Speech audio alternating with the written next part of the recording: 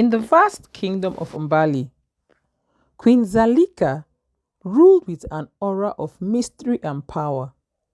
She was known for her beauty, her cunning, and most of all, her strange, unaging appearance. It was said that she had been queen for many generations, outliving anyone who could recall her youth. While some whispered that she was blessed by the spirits, others believed something darker was at play. Queen Zalika's rule was marked by fear. She demanded obedience, and those who defied her faced punishment. Each year, she commanded the villagers to bring gifts of food, gold, and rare herbs, which she hoarded in her palace. The kingdom suffered under her rule, with people growing poorer as the queen grew richer and more powerful. But no one dared to challenge her, for they feared her anger and the dark rumors that surrounded her. One night, a young man named Cato was wandering near the palace. Cato's father had once been a respected elder, but after speaking against the queen, he had vanished, never to be seen again. Cato had always wondered what happened to him, and his anger grew each time he thought of his father's fate. That night, as he crept near the palace, he heard a strange chanting, unlike anything he had ever heard before. Drawn by the sound, he edged closer, hiding in the shadows. Through the crack of the palace wall, Cato caught sight of a hidden room, dimly lit by flickering torches. There he saw Queen Zalika, surrounded by strange symbols and glowing artifacts. She was whispering to a shadowy figure that seemed to flicker in and out of the firelight. He listened, horrified as she recited a spell that she had been using to steal the youth of her people. He watched in horror as she summoned the spirit of ancient witches, who granted her the ability to drain the life force of her subjects. In exchange, Zalika offered the spirit a sacrifice each year, someone who spoke against her rule. Cato's blood ran cold as he realized that his father had been one of these sacrifices. Determined to stop her, Cato fled into the night.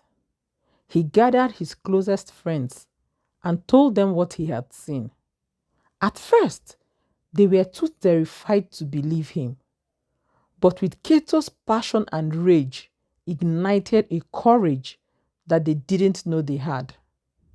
Word spread quickly, and soon the entire village knew of the queen's dark magic and her sacrifices.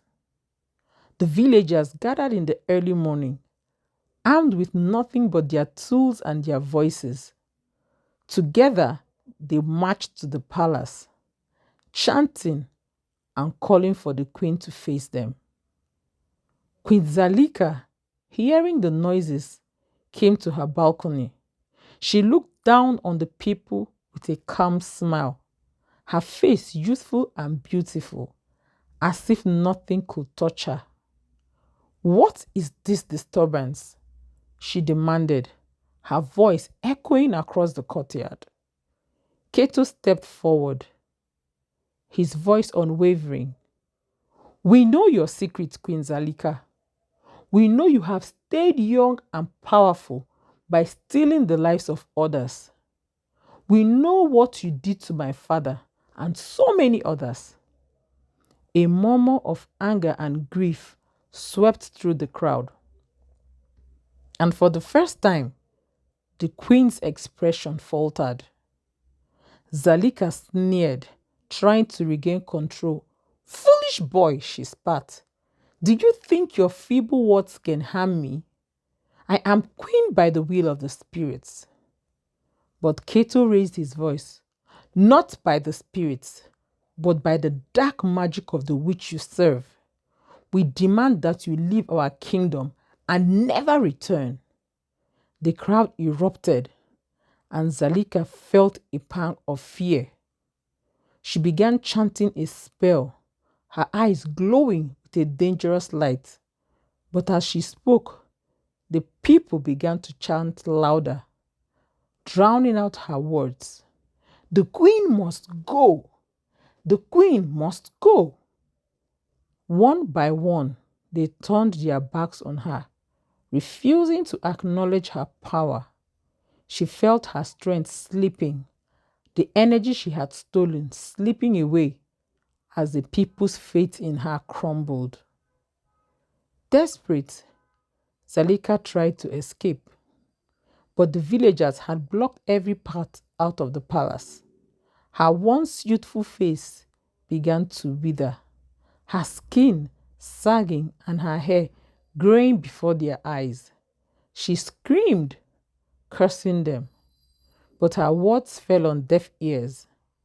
The villagers chanted, driving her out of the palace and into the wilderness, where they abandoned her to face her fate alone.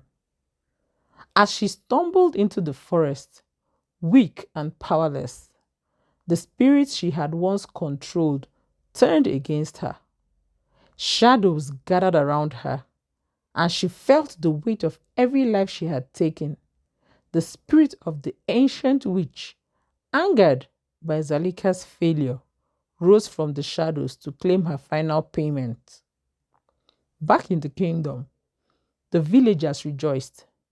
They had freed themselves of Zalika's tyranny, and with her dark reign over, they rebuilt their lives. Cato was honored as a hero, and in time, a new kind-hearted leader emerged. The kingdom of Umbali began to heal, and the people swore never to forget the lesson they had learned. True power comes from unity, honesty, and courage, not from fear and deceit. As for Queen Zalika, her name faded into legend, and her screams were said to echo in the deepest parts of the forest, a warning to any who might seek to follow her cursed path. Thank you for watching. Please like, share, and subscribe. Thank you.